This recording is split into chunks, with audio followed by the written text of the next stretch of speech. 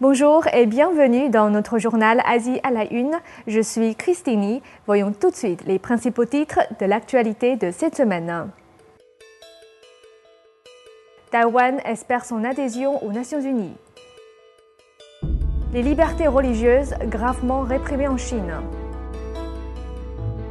Un avocat chinois dénonce les tortures en détention.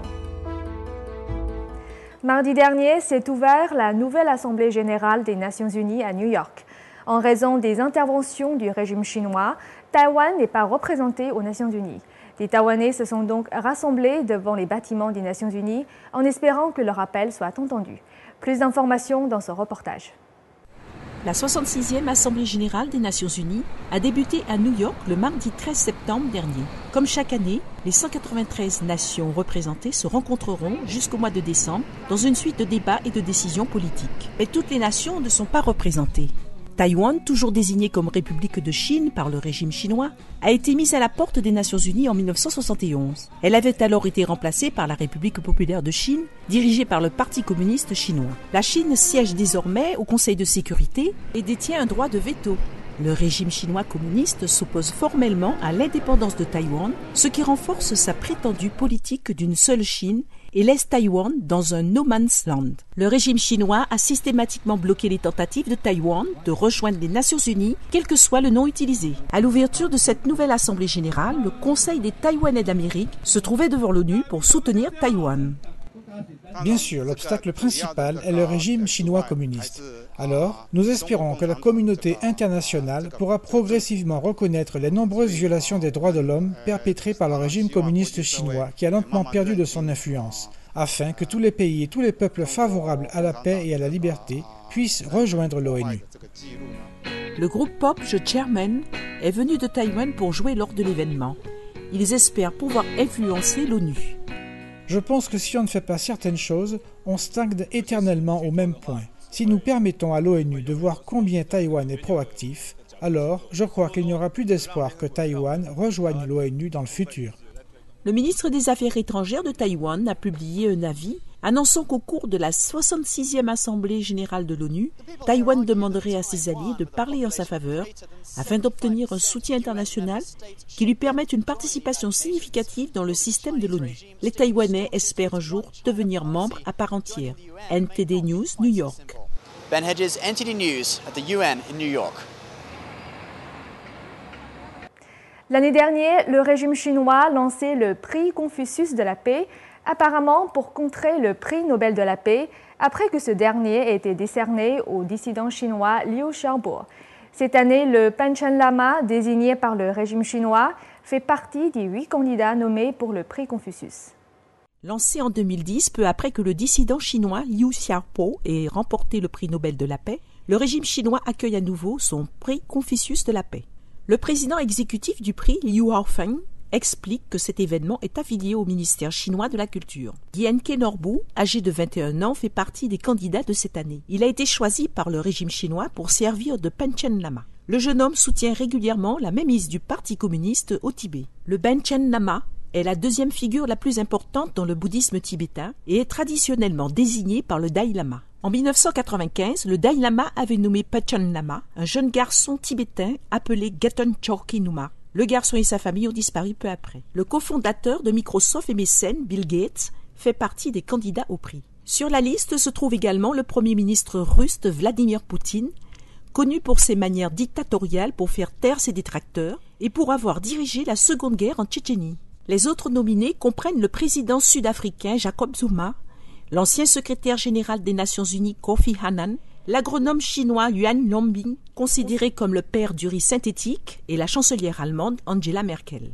Liu a déclaré que Mme Merkel a été choisie pour sa contribution à la paix en Europe, ainsi que pour l'inciter à prêter plus d'attention aux valeurs orientales. Mais Liu n'a pas précisé ce qu'il entendait par valeurs orientales. Le 8e candidat est le politicien taïwanais James Soon, fondateur du premier parti populaire issu d'une fraction dirigée par le Kuomintang. Plus de 11 000 € seront décernés aux lauréats du prix Confucius de la paix. Le lauréat sera annoncé le 9 décembre, un jour avant la cérémonie du prix Nobel de la paix à Oslo en Norvège. Liu nie le fait que ce prix de la paix chinois ait été mis en place pour contrer le prix Nobel de la paix. Mardi dernier, le département d'État américain a publié un rapport détaillant la situation des libertés religieuses à travers le monde. Selon ce rapport, certains pays parmi les plus puissants de la planète continuent de violer les droits et les libertés religieuses de ses citoyens. C'est le cas en Chine, comme nous le montre ce reportage. Mardi 13 septembre dernier, le département d'État américain a publié son 13e rapport annuel sur les libertés religieuses dans le monde. Celui-ci décrit la situation des adeptes des différentes religions dans plus de 200 nations. Parmi les États les plus gravement répresseurs, 8 ont été désignés, pays particulièrement préoccupants. Ceux-ci attentent systématiquement et depuis longtemps aux libertés religieuses. Parmi ces 8 pays, la situation dans la Chine communiste continue d'empirer, malgré l'économie florissante qui remplit les caisses de l'État. La situation des bouddhistes tibétains, des musulmans ouïghours, des pratiquants de Falun Gong et de nombreux groupes chrétiens reste effrayante. Les soi-disant dates sensibles servent de prétexte à l'intensification des répressions, comme cela a été constaté lors de l'Expo universelle à Shanghai ou des Jeux asiatiques de 2010. La persécution du Falun Gong est une fois de plus désignée comme la répression la plus étendue et la plus systématique sur les pratiquants religieux du monde entier. Après sa visite officielle en Chine, Manfred Novak, rapporteur spécial des Nations Unies sur la question de torture, a précisé que 2/3 des cas de torture en Chine, étudiés par son bureau en 2006, concernaient le Falun Gong. Des centaines de milliers de personnes croupissent dans des camps de travaux forcés. D'après son rapport, le régime communiste a lancé une campagne pour transformer les adhérents. Cette transformation consiste à forcer une personne à abandonner sa foi par la torture et le lavage de cerveau. L'État chinois est officiellement athée. Mercredi dernier, la Chine a dénoncé le rapport américain. Jiang Yu, porte-parole du ministère chinois des Affaires étrangères, a déclaré « La Chine est fermement opposée au fait que les États-Unis attaquent la situation des droits religieux en publiant chaque année des rapports de cette nature, ce qui interfère avec la politique intérieure de la Chine. » Un avocat chinois des droits de l'homme, arrêté et emprisonné au début de cette année, a décidé de rompre le silence sur les violences subies au cours de sa détention. Jiang Tianyong, un avocat de Pékin, a décidé de briser la peur que le régime chinois a installée en lui. Il est le dernier militant à parler des tortures subies aux mains des agents de sécurité chinois. Près de 5 mois après sa libération, l'avocat chinois des droits de l'homme Jiang Tianyong a révélé la détention illégale et les tortures qu'il a subies pendant 2 mois. Il n'a pas vu la lumière du jour pendant toute cette période et a été constamment soumis à des tortures physiques et mentales. Les agents de sécurité chinoises avaient emmené Chan le 19 février dernier. Aucune information sur le lieu et les conditions de sa détention n'avait été publiée avant qu'il ne soit autorisé à rentrer chez lui le 19 avril dernier. Chan explique que durant cette détention inexpliquée, il a été battu, menacé et privé de sommeil pendant 5 jours. Il a également été soumis à ce que les autorités appellent l'éducation de secours, une méthode de lavage de cerveau durant laquelle les interrogateurs ont à plusieurs reprises éduqué Chan pour qu'il se repente de ses soi-disant erreurs. La douleur physique était indescriptible, mais la torture mentale était pire. J'étais enfermé, je n'ai reçu aucune nouvelle de l'extérieur. J'ai été gardé au même endroit et forcé à accepter tout ce qu'il disait. Mes pensées et mon esprit ont été découpés par petits bouts, jusqu'à les faire disparaître. Comme de nombreux autres militants illégalement arrêtés par le régime chinois au début de cette année, Chan a décidé de parler de son calvaire. Il veut dénoncer le régime communiste chinois, malgré la peur qu'ils ont installée en lui. Premièrement, je sens que je dois rendre cela public parce que c'est arrivé. Le régime doit comprendre qu'une fois qu'ils ont fait ça, ça va être rendu public. S'ils ne veulent pas que les gens sachent, qu'ils arrêtent de faire de telles choses. Deuxièmement, j'ai besoin de dépasser cette peur. La peur doit être brisée. Ce défenseur des droits de l'homme a aidé les malades du sida, les victimes du travail forcé, ainsi que les adhérents du Falun Gong, une pratique spirituelle persécutée. Depuis sa libération, les autorités ont continué à surveiller John. L'avocat des droits de l'homme déclare qu'il s'inquiète du fait que le régime chinois cherche aujourd'hui à légaliser ses détentions extrajudiciaires, comme celle qu'il a endurée par un projet d'amendement du code pénal chinois. Nous vous parlions la semaine dernière de cette jeune stagiaire photographe NTD arrêtée par la police de Hong Kong le 1er juillet dernier à la fin d'un défilé pour la démocratie. N'ayant pu fournir aucune preuve que la journaliste avait pris part aux manifestations, la police a annoncé qu'elle abandonnait ses poursuites. Le soir du 1er juillet dernier, Tsai Wan-wen, photographe stagiaire pour NTD, avait été arrêtée alors qu'elle prenait des photos après le défilé annuel pour la démocratie à Hong Kong. La police l'a confondue avec les manifestants. Bien que NTD ait faxé ses références professionnelles à la police, elle n'a été libérée que le lendemain. La police de Hong Kong a aujourd'hui annoncé qu'elle ne poursuivrait pas Tsai, mais la photographe pense que cette affaire doit aller plus loin. Après plusieurs mois, ils n'ont toujours pas de preuve que j'étais en train de manifester. Je pense qu'ils devraient dire cela clairement au public et à moi-même. Je pense qu'ils me doivent une explication et des excuses.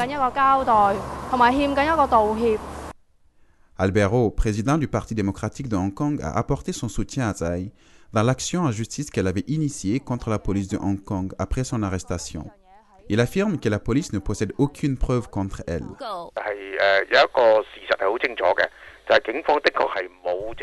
Un fait est très clair, la police ne possède aucune preuve que Mademoiselle Tsai avait participé à un rassemblement illégal ou non autorisé. Son arrestation et sa détention ce jour-là étaient donc probablement illégales. Zhu Changmen, le porte-parole du bureau des NTD à Hong Kong, a accueilli favorablement la décision de la police de Hong Kong d'abandonner les poursuites, en souhaitant cependant que la police présente des excuses à la journaliste. Passons maintenant dans la deuxième partie de notre journal, à suivre dans un instant.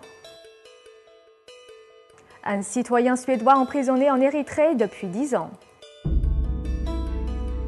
Les mouvements du Caire et de Tel Aviv en images. Ouverture du concours international de cuisine chinoise de NTD.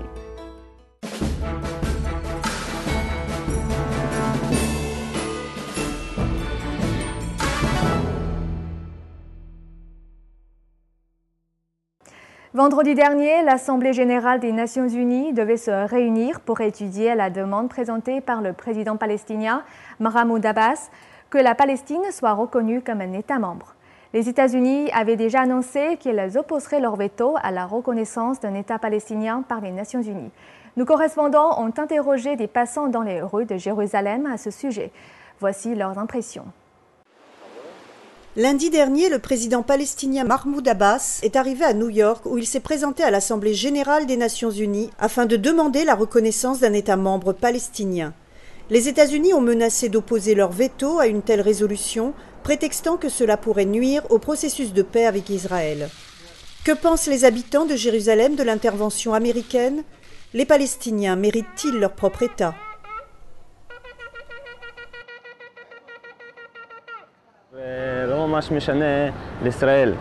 Que l'État palestinien soit établi ou non, cela ne change rien pour Israël. En Israël, les Juifs doivent d'abord et avant tout trouver le bon chemin. Ils doivent faire ce qu'ils ont à faire. C'est un problème lié à la terre. Les Juifs ont un droit ancestral sur cette terre. Je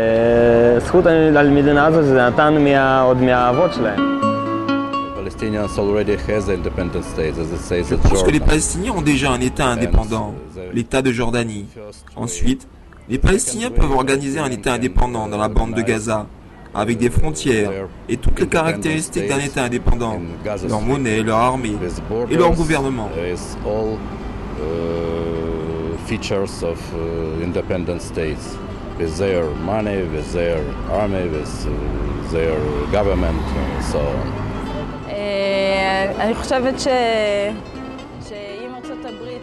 Je pense que sans les États-Unis, de notre côté, du côté d'Israël, un désastre toucherait la vision sioniste, l'État d'Israël et le peuple juif dans le monde entier. Nous pourrions vivre ensemble avec les Palestiniens et arriver à un accord. Parce que dans la guerre, il n'y a pas de vainqueur. Les Palestiniens ont le même droit de vivre que vous ou moi, ou n'importe qui d'autre dans le monde. Si les Américains opposent leur veto, je pense que les choses resteront au même point. Je pense que nous avons besoin de changements dans le monde. Nous devons attendre et espérer. Tout va bien se passer. Le veto américain empêcherait les Palestiniens de devenir membres des Nations unies, mais il ne peut empêcher l'Assemblée générale des Nations unies de revoir le statut de l'autorité palestinienne d'une entité à un État non membre. NTD News, Jérusalem, Israël.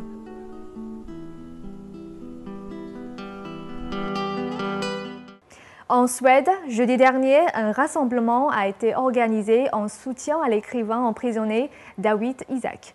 Le citoyen suédois d'origine érythréenne se trouve en prison en Érythrée depuis 10 ans. Nos correspondants à Stockholm nous en disent plus dans ce reportage.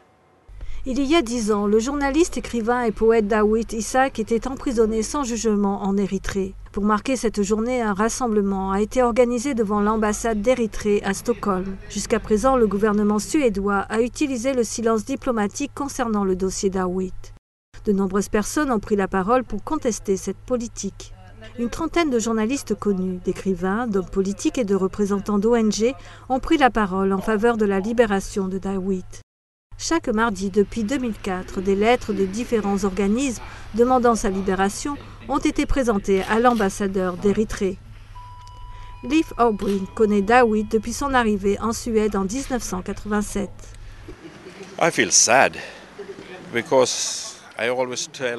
Je suis triste et je demande sans cesse aux gens, que faisiez-vous le 23 septembre 2001 ? Alors ils commencent à réfléchir et je leur dis, qu'avez-vous fait depuis cette date ? Lorsqu'ils commencent à réfléchir, je leur dis que pendant ce temps, Dawit est resté dans une petite cellule de 3 mètres sur 3.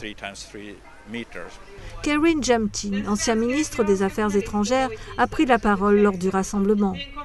Pense-t-elle que le silence diplomatique soit une bonne réaction ?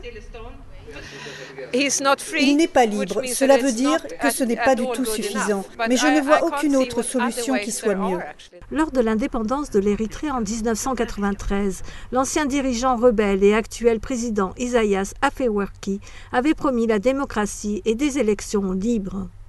Dawit était alors retourné en Érythrée et commençait à travailler pour le journal indépendant Setit avant de devenir associé. Dans l'ombre des attentats du 11 septembre 2001, le président Afwerki a vu sa chance et les opposants, tout comme les journalistes, ont été emprisonnés. Cela a marqué la fin de la presse libre et de la démocratie en Érythrée.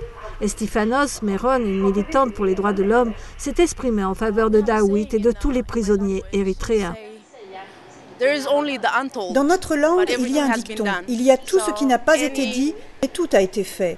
Ce qui veut dire tous les abus des droits de l'homme que vous pourriez citer ont été commis dans mon pays. L'index 2010 de la liberté de la presse des Reporters sans frontières range l'Érythrée à la dernière place derrière l'État totalitaire de la Corée du Nord.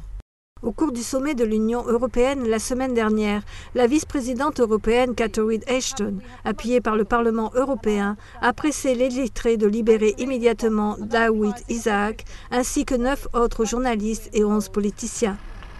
NTD News, Stockholm, Suède. Et nous restons en Israël pour visiter l'exposition d'une photographe. Lors de sa visite sur la place Tahrir du Caire, une journaliste israélienne a photographié les révolutionnaires égyptiens. À son retour en Israël, elle s'est intéressée au mouvement des tentes à Tel Aviv. Son exposition photo propose un lien entre ces deux mouvements à travers le regard d'une photojournaliste. Voici le reportage de nos correspondants à Tel Aviv. Quels points communs et quelles différences peut-on découvrir entre les deux événements qui se sont déroulés presque simultanément au Caire et à Tel Aviv au début de cette année ? La journaliste Yaira Yasmin a simplement photographié les deux villes et présenté sa vision des mouvements contestataires au travers d'une exposition actuellement visible à Tel Aviv. Les jeunes gens des deux côtés se ressemblent. Ils partagent la même énergie et le même enthousiasme pour créer un monde meilleur. J'ai été impressionnée par l'esprit et la pureté de ces gens qui accomplissent ce qu'ils pensent être juste. Cette exposition est unique en son genre. On peut y voir des visages de Tel Aviv et du Caire, un assemblage de pièces qui crée une image d'ensemble. La révolution en Égypte et les manifestations en Israël sont-elles comparables ? Pas dans tous ces aspects, mais il existe des similitudes entre elles, au-delà du caractère différent des personnes qui y ont pris part et des différences entre le régime totalitaire en Égypte et le système démocratique en Israël. Les jeunes de la place Tahrir au Caire et la jeunesse du boulevard Rothschild à Tel Aviv, comme tous les jeunes du Moyen-Orient et d'Afrique du Nord, font valoir leurs droits, pas seulement pour l'avenir de la nation, pour rejoindre l'armée et accomplir leurs devoirs, mais dédient leur vie pour le droit de rêver à une vie normale. Une vie normale, pas une vie extravagante, ni une vie de famine non plus. Une des caractéristiques des deux mouvements est l'absence de violence de la part des insurgés, contrairement à ce qui s'est passé en Libye ou en Syrie. La beauté de ces gens est qu'ils agissent en harmonie et se soutiennent les uns les autres. Je pense que c'est la première fois que cela se produit en Israël comme en Égypte. Les deux mouvements ont réussi non seulement en parole, mais en actes. Les résultats se font déjà sentir. Les gens sentent leur pouvoir. Ils ne sont pas un grain de sable sur la plage ou une goutte d'eau dans l'océan. Ils sentent que le petit moi, la petite personne anonyme, peut avoir une influence et apporter des changements. J'aimerais saisir cette occasion pour dire aux gens que s'ils peuvent œuvrer ensemble en harmonie sans considérer les différences, en se concentrant sur les points communs, chercher la vérité et trouver la compassion dans leur cœur, notre monde pourra devenir meilleur. NTD News, Tel Aviv, Israël. Jeudi 22 septembre dernier a débuté le 4e concours international de cuisine chinoise organisé par NTD sur Times Square à New York. Notre correspondant s'est rendu sur place pour voir ce qui se mijotait. Le 4e concours international de cuisine chinoise est ouvert jeudi 22 septembre dernier à New York. Des pagodes s'alignent tout autour de Times Square dans l'attente de ce moment culinaire. Les plus grands chefs du monde entier vont se mesurer dans l'une des 5 catégories de cuisine traditionnelle chinoise. La cuisine du Sichuan, du Shandong, du Huaiyang, la cuisine cantonaise et la cuisine du nord-est de la Chine. Li Zong, le président de NTD, a fait retentir le gong pour lancer le premier tour des éliminatoires. C'est parti! Alors que les chefs allumaient leurs woks, nous avons rencontré quelques spectateurs et nous leur avons demandé ce qu'ils pensaient de la cuisine chinoise. Je me trouve avec Jim et Maureen de Philadelphie. Ils sont venus visiter New York. Jim, que pensez-vous de la cuisine chinoise? J'adore, qui n'aime pas? Et quel est votre plat favori? Tout avec de la sauce de haricots noirs. D'habitude, j'aime le poulet aux noix de cajou. Avez-vous été surpris de trouver un concours de cuisine chinoise ici en plein milieu de Times Square? Oui, j'ai été surprise. Nous avons vu cela depuis notre chambre d'hôtel. Lors du premier tour du concours, les chefs doivent préparer 2 plats de la cuisine du Nord-Est en seulement 45 minutes.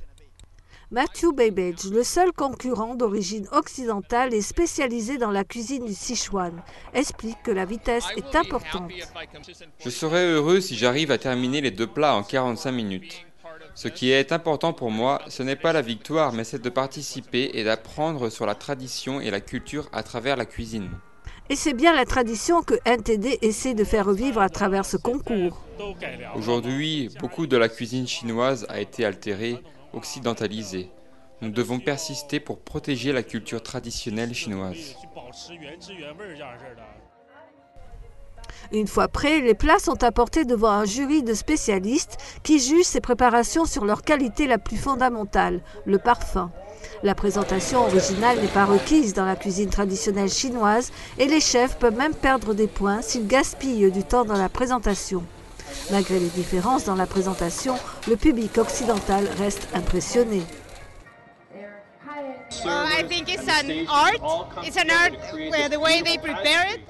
Je pense que c'est un art dans la façon dont ils préparent. C'est aussi un art d'apprécier cette cuisine. Après les éliminatoires, les chefs victorieux participeront à la finale. Le premier prix s'élève à $10 000. NTD News, New York, États-Unis. Et pour refermer cette édition, voici la dernière édition du célèbre livre Guinness des records qui nous présente une nouvelle série d'exploits plus démesurés les uns que les autres. Regardons.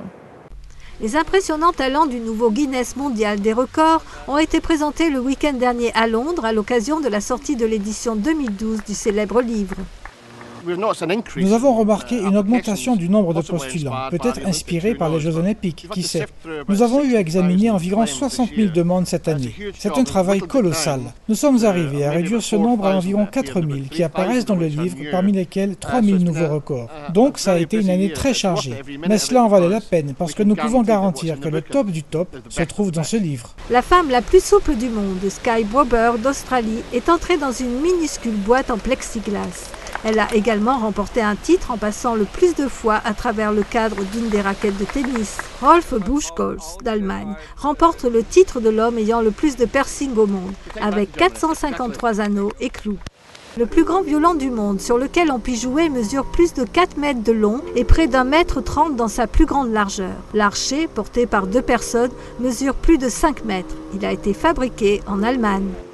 Evin Dougaz de la Nouvelle-Orléans porte une immense coupe afro. Elle détient le nouveau record mondial de la plus grande coupe afro-naturelle. Elle mesure 18,5 cm de haut et 19,5 cm de large pour une circonférence de 131 cm. La Californienne Chanel Taper a la langue la plus longue. Elle mesure 9 cm 39. Elle peut l'allonger ou l'élargir et elle peut facilement toucher son nez avec. Les 13 chiens du Super One Circus du Japon détiennent maintenant le record du plus grand nombre de chiens sautant à la corde. Le Japon remporte également un autre titre avec Isao Maki, qui est le pratiquant d'arts martiaux le plus rapide à l'épée, en ayant porté 1000 coups en 36 minutes et 4 secondes. C'est la fin de ce journal. Merci de l'avoir suivi. Passez une très bonne semaine.